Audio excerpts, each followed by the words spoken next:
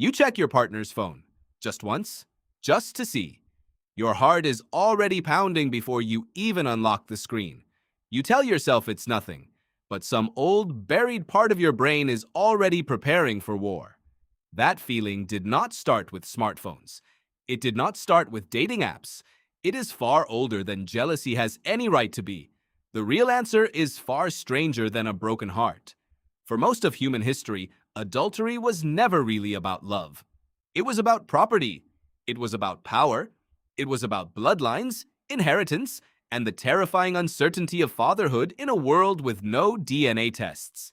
Ancient societies built entire legal systems around a single unbearable question.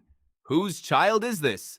And the answer to that question decided who got to inherit land, who ruled a kingdom, and who lived or died. Start in Babylon.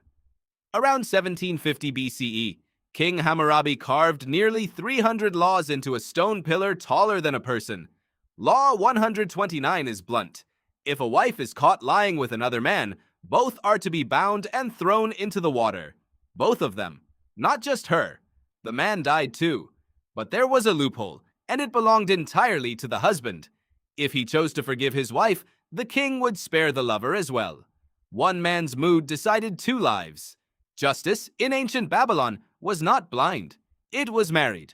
Now travel to ancient Egypt, where the picture gets stranger. Egyptian society allowed women more legal independence than almost anywhere else in the ancient world. Wives could own property. They could initiate divorce. But adultery still carried brutal penalties, sometimes death by fire, sometimes mutilation, recorded in surviving court documents and moral texts like the instructions of Ankh-Shashank. Why the contradiction? Because independence in daily life did not erase the core anxiety. A man needed to know his sons were his own. Move to ancient Rome, and the anxiety becomes law. For centuries under the Republic, adultery was treated as a private family matter. A father or husband could kill an unfaithful daughter or wife caught in the act. No trial required. Then in 18 BCE, Emperor Augustus changed everything. He passed the Lex Julia de Adulteris Coercendis, dragging private shame into public court. Under this law, a husband who discovered his wife's affair was legally required to divorce her or face prosecution himself. Fathers could still kill a daughter caught in adultery, but only under narrow specific conditions. Convicted women lost half their dowry and a third of their property. They were banished to a remote island. Convicted men lost half their estate and were banished too, just to a different island, so the lovers could never reunite. Here is the strange part. Augustus needed this law personally. His own daughter, Julia, was eventually banished under it for adultery.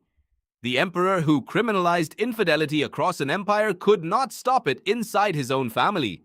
Why did Rome, Babylon, and Egypt all punish the woman more harshly than the man? The anthropologist Laura Betzig spent years studying marriage and power across ancient civilizations, and her research points to something uncomfortable. In stratified societies with private property and inheritance, controlling female sexuality was not a moral position. It was a resource strategy. A ruling class protects its lineage the way it protects its land. Betzig found this pattern repeating across dozens of ancient legal codes, from Mesopotamia to Rome to Aztec Mexico. Male adultery threatened almost nothing structurally. Female adultery threatened the entire chain of inheritance, but some cultures took a completely different path.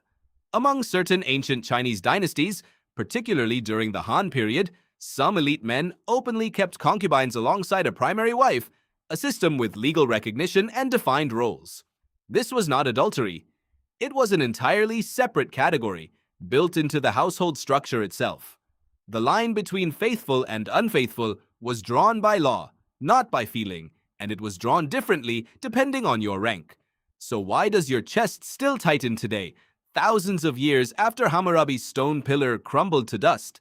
The evolutionary psychologist David Buss has spent decades researching jealousy across dozens of cultures, from the United States to South Korea to Zimbabwe. His research consistently finds a strange split. Men, across most cultures studied, report more distress imagining sexual infidelity. Women, across the same studies, report more distress imagining emotional infidelity. Buss argues this gap traces back to two very different ancient problems. A man's ancient fear was never quite knowing if a child was biologically his. A woman's ancient fear was losing a partner's resources and protection to someone else entirely. Different threats, same raw nerve. None of this means jealousy is only biology. Culture shapes it, sharpens it, sometimes manufactures it entirely. But the intensity, the specific gut punch quality of discovering betrayal, appears to run deeper than any single society's laws. Which brings you back to ancient Rome one more time, because Rome also reveals something else. Adultery accusations were not always about actual infidelity. Roman political rivals weaponized adultery laws against each other constantly, using accusations of a wife's or sister's misconduct to destroy a man's public reputation and career. The historian Suzanne Dixon has documented how these charges functioned less like private grief and more like public ammunition. Sometimes the affair was real. Sometimes it was fabricated. The scandal worked either way because the fear underneath it was always real. Think about that the next time you feel that hot flash of suspicion. You are not just feeling hurt. You are feeling something that shaped entire legal systems, toppled Roman careers, exiled an emperor's own daughter, and got people thrown into rivers in ancient Babylon. The stakes have changed. There are no stone pillars now, no islands of exile, no fathers with the legal right to kill.